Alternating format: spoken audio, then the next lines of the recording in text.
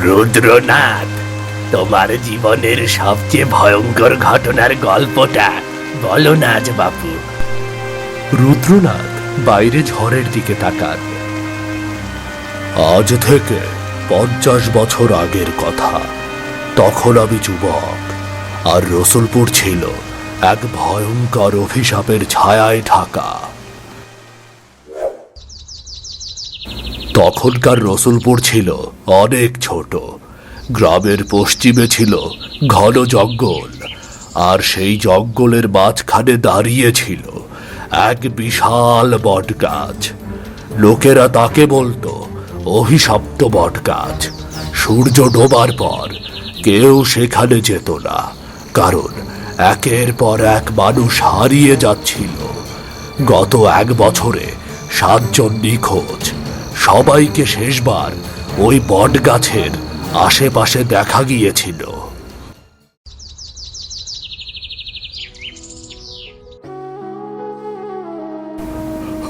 আমার পোলাটা কাল সন্ধ্যায় গরু খুঁজতে গেছিল, আর ফিরে আসে নাই, আর ফিরে আসে নাই।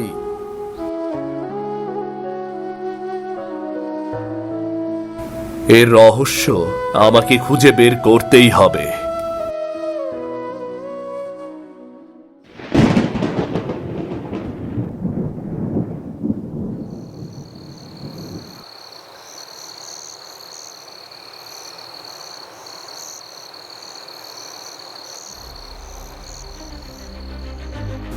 রুদ্রনাথ গাছের কাছে পৌঁছান। চারপাশে অদ্ভুত নীরবতা। কোনো ঝিঝি পোকার শব্দ নেই, কোনো ব্যাঙের ডাক নেই। হঠাৎ রুদ্রনাথ রুদ্রনাথ থেমে যান। চারপাশে তাকান, কেউ নেই।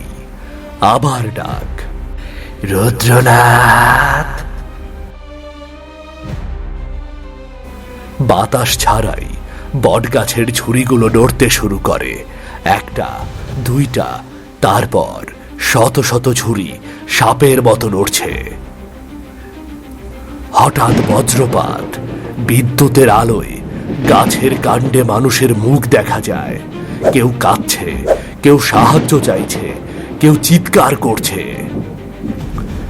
মাটি কাঁপতে শুরু করে, গাছের নিচে ফাটল ধরে। ধীরে ধীরে বেরিয়ে আসে বিশাল কালো ছায়া, প্রায় 10 ফুট লম্বা, জ্বলন্ত চোখ।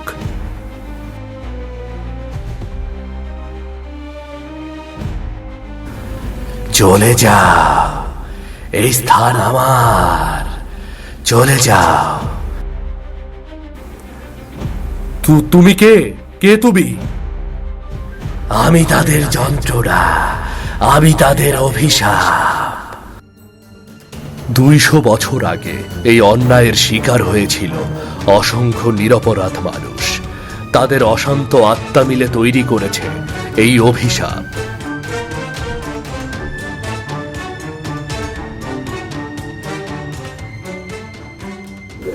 রুদ্রনাথ মাটিতে তান্ত্রিক চক্র আঁকেন। রুদ্রাক্ষ হাতে মন্ত্রপাঠ শুরু করেন। কালো ছায়া বিশাল আকার ধারণ করে, আকাশ কালো হয়ে যায়, বজ্রপাত শুরু হয়। রুদ্রনাথ চোখ বন্ধ করে সর্বশক্তি দিয়ে মন্ত্র উচ্চারণ করেন। হঠাৎ বিকট বজ্রপাত, বজ্র সরাসরি বট গাছে আঘাত করে। পুরো পর্দা সাদা আলোয় ভরে যায়। গাছের কাণ্ডের মুখগুলো জ্বলতে শুরু করে। এক এক করে আলোর গোলক আকাশে উড়ে যায়। তারা মুক্তি পাচ্ছে। কালো ছায়া আর্তনাদ করে, না।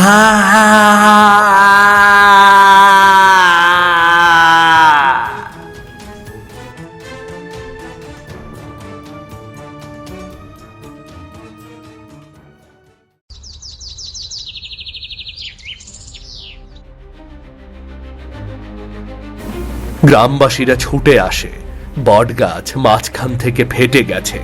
মাটির নিচে পাওয়া যায় বহু পুরনো কঙ্কাল। সবাই তাদের সম্মানের সাথে দাফন করে। তারপর গ্রামে শান্তি ফিরে আসে।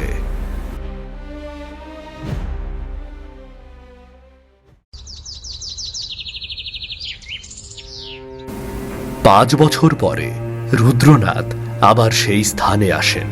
পুরনো বটগাছ মৃত, কিন্তু পাশে জন্মেছে নতুন একটি ছোট বটগাছ।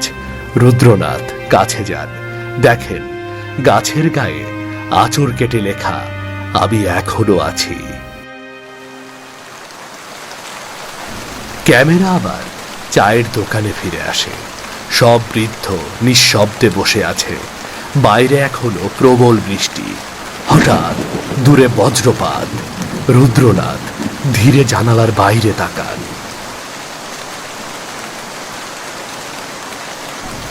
কিছু অভিশাপ কখনো পুরোপুরি শেষ হয় না।